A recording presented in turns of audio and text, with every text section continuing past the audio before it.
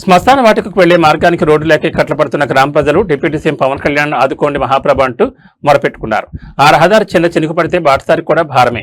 వర్షం పడితే బురదలు శ్మశాన పీటకను పట్టుకుని తీవ్ర ఇబ్బందులకు గురవుతున్నారు గ్రామవాసులు.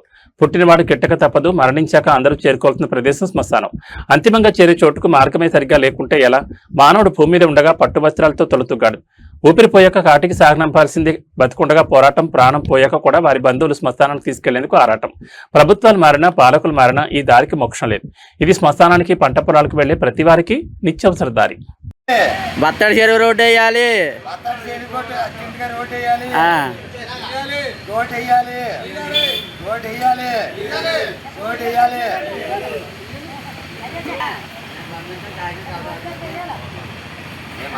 మాట్లాడండి, చెప్పండి చెప్పండి.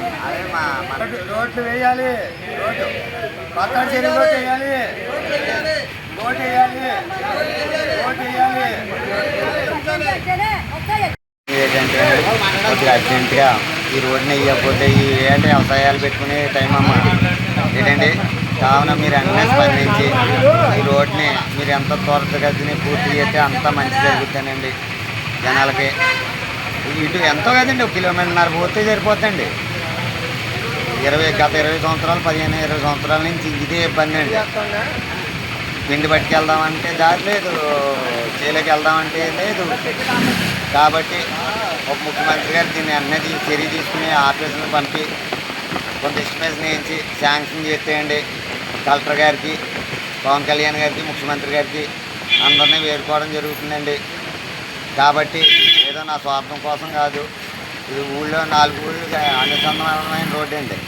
ఇటు దొంతమూరి, తిమ్మాపురం, రాయవరం, వెల్దుర్తి మీదుగా కిల్లంపూడి పోయి రోడ్డు అండి.